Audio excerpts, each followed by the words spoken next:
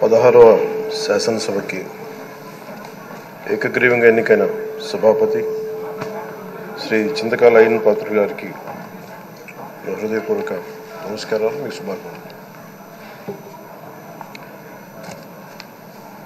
ఇది నేను మొదటిసారి అసెంబ్లీలోకి అడుగు పెట్టడం. ఇలాంటి సుదీర్ఘ రాజకీయ అనుభవం ఉన్న దాదాపు 7 సార్లు ఎమ్మెల్యేగాను, ఒకసారి పార్లమెంట్లో అడుగుపెట్టిన మీకు, Panchayati Raj, technical education, forest, R&B అనేక మంత్రిత్వ శాఖల్ని సమర్థవంతంగా నిర్వహించిన మీకు ఈ సభాధ్యక్షుడు, ఈ స్పీకర్ స్థానంలో కూర్చోవడం నాకు చాలా ఆనందంగా ఉంది. ఇన్ని దశాబ్దాలు ప్రజలు రాజకీయ జీవనంలో ప్రజలు మీ వాడి వేడి చూశారు. మీకు కోపం వస్తే ఋషికొండను చెక్కినట్టు ప్రత్యర్థులకి పదునైన ఉత్తరాంధ్ర యాసలో గుండు కొట్టేస్తారు.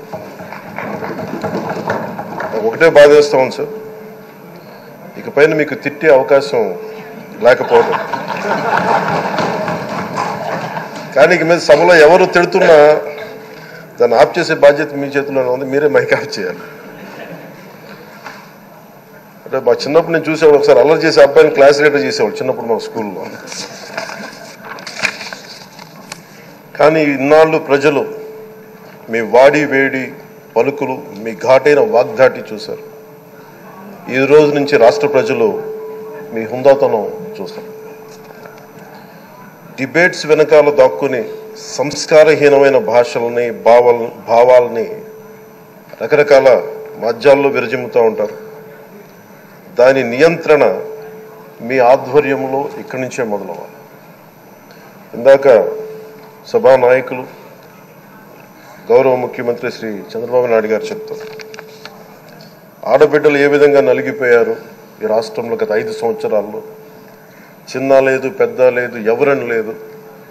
ఎవరన్నా సరే ఒక మాట మాట్లాడితే వాళ్ళు వ్యక్తిగతంగా దూషణ, సోషల్ మీడియాలో వాళ్ళని క్యారెక్టర్ అసాసినేట్ చేయటం, వాళ్ళు పెద్ద నాయకులు కావచ్చు, కార్యకర్తలు కావచ్చు, లేదా వాళ్ళకి ఎదురు తిరిగి ఒక ఒపీనియన్ చెప్పి ఎవరైనా సగటు మనిషి కూడా కావచ్చు, అది ఇక్కడతో ఈ రోజు నుంచి ఆగిపోవాలి అధ్యక్ష. అది మీ ఆధ్వర్యంలోనే మొదలవ్వాలి. గత ప్రభుత్వం తాలూకు సభ జరిగిన విధానం చూస్తే ఈ వ్యక్తిగత దూషణ ఇవన్నీ చాలా ఇబ్బంది పెట్టే ప్రజలు. ఈ రోజున వాళ్ళకి 11 సీట్లకు పరిమితం అయ్యారు. ఈరోజు లేరు, ధైర్యం లేదు వాళ్ళకి. విజయాన్ని తీసుకోగలిగారు కానీ ఓటమిని కూడా ధైర్యంగా కూర్చుకునే వాళ్ళకి స్థాయి లేదు. వాళ్ళకి పారిపోయారు ఇక్కడి నుంచి. భావంలో ఉండే తీవ్రత భాషలో ఉండాల్సిన అవసరం లేదు. భాష మనుషుల్ని కలపడానికి కానీ విడగొట్టడానికి కాదు. భాష విద్వేషం రేపడానికి కాదు, పరిష్కరించడానికి. ఎంత జటిలమైన సమస్య అయినా, భయంకర సమస్య అయినా చర్చల ద్వారా పరిష్కరించుకోవడానికి కానీ వివాదం సృష్టించడానికి కాదు. ఈ సభ ఉన్నది అందుకు. కానీ మనం చూసింది వాళ్ళ దగ్గర నుంచి బూతులతోటి, వ్యక్తిగత దోషులతోటి రాష్ట్ర పురోభివృద్ధిని ఆపేశారు. అలాంటి సభ కాకుండా ఇందాక మన పెద్దలు శ్రీ గౌరవ ముఖ్యమంత్రి చంద్రబాబు గారు చెప్పినట్టుగా ఇది భవిష్యత్తుకి ఇది ఒక ప్రమాణం అవ్వాలి.